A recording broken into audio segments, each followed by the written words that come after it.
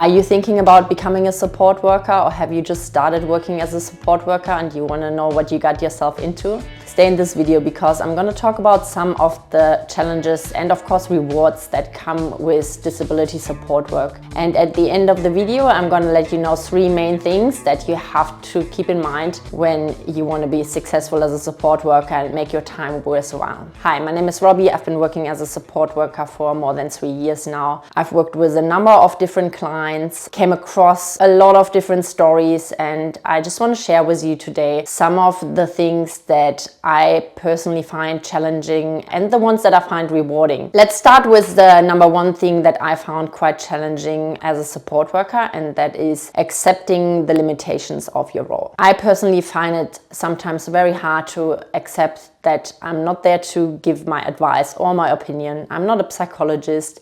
I'm not a life coach. As a support worker, your main role is to support, and that can sometimes be very tricky, especially if you see someone doing something very harmful. Of course, it always depends on the relationship that you have with the client, and if you feel like it's an appropriate way to make a subtle suggestion, of course you can do that. But you're basically not walking into somebody's life telling them what's wrong with what they're doing right now and how they should be living their life. I can give you a good example. When I started support work, I worked with a family and they had 2 children and they were eating very unhealthy. They were basically eating McDonald's every day. They also didn't go outside a lot, and that was also due to the disability of their mom. So the children, they both had autism and the mom had a physical disability. They were mainly playing video games and they also had digestive problems. So they had to take medication on a daily basis that would help them go to the toilet. And I personally got really concerned about that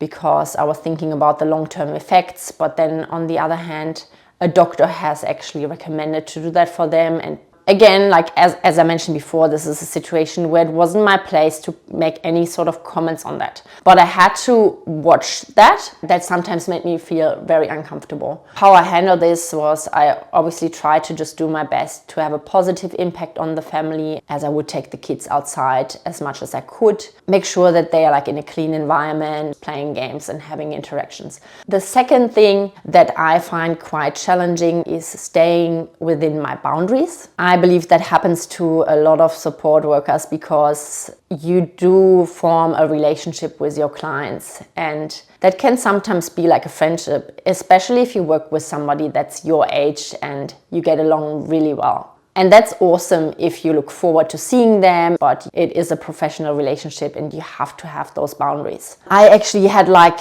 a more intense situation with a client that I did get along with very well. I was in his apartment one time and I was just looking out of the window waiting for him to get ready. And he approached me from the back and like touched me like on my shoulders very long and made me feel super uncomfortable. I had to tell him, please don't touch me like that. And he's like, oh, okay. So that happened once and then it didn't happen again because I was like pretty strict and straight, and like I also made sure that I was just keeping a little bit more of a distance. But yes, of course, you need to like know what feels comfortable with you. If you feel like, you feel unsafe after something like that happened, then stop seeing the client. I probably have a lot of more challenges to share and I might do that in another video, but for today, the last challenge that I want to share with you today is not taking things personal. And that's a super tricky one, but I can only emphasize to you guys to don't be affected by people's mood swings. And if you have a client that has been like super sad or very angry, just take time off after the shift, take a big breather, go for a walk and just release that energy. It's not about you. People are going through their own stuff, and it's super important that you have a certain distance to what people are going through.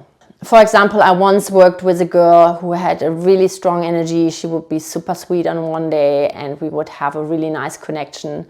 But then on other days, she would just be angry and vicious and complain about a lot of people, and it was really intense to just be with her in the car and drive her around. After the shift, I always had to make sure that like I release all that energy because it wasn't mine. All right, enough of the challenges for today. Let's now talk about the rewards. One thing that I find super rewarding is to be a part of a person's journey and actually seeing them achieve a goal. One beautiful example that I have is a client of mine. She's in her mid-30s. And when I met her and her mom for the first time, her mom told me she just wants to find love.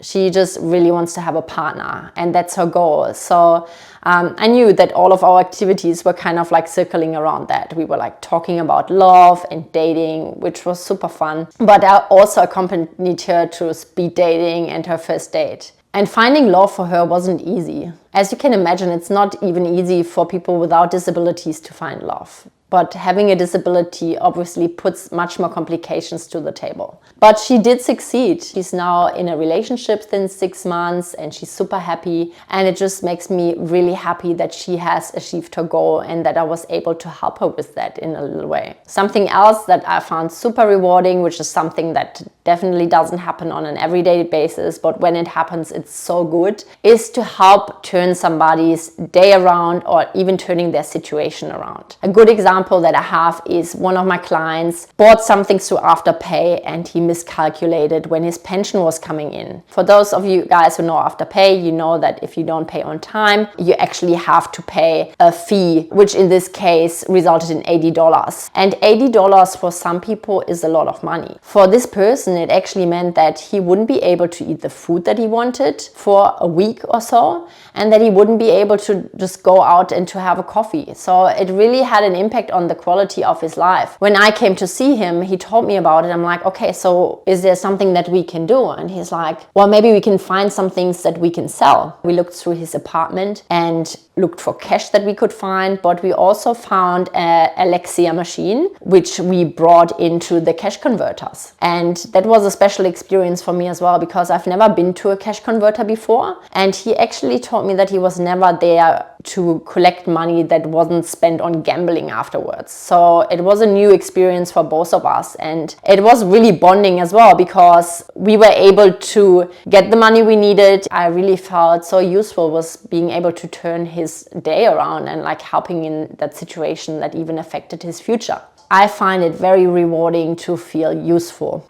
And even if that just means that I'm going to a client's house and I'm tidying up and I'm cleaning things and I'm having a little conversation with them that gives them that human contact that a lot of us take for granted, and I can feel how it is lifting up the person. The better you get to know your clients, the more those interactions mean to you as well, because obviously you care about them. And it's just nice to see how your presence can enhance somebody's day so much. Let's now get through the 3 main things that you have to take into consideration if you want to be successful as a support worker and make your time worthwhile. The number 1 thing, and I can't emphasize this enough, is to find the right client. Being a good match with your client is so important, because it actually will determine the interactions that you have with your clients. Make sure that when you meet a client for an interview, that you both have the same values when it comes to a work relationship. Make sure that you are able to meet their expectations, and if their expectations are out of what you feel comfortable with, then don't agree. You will find somebody that's going to be a good match for you. The second thing that is super important is set up an agreement in advance.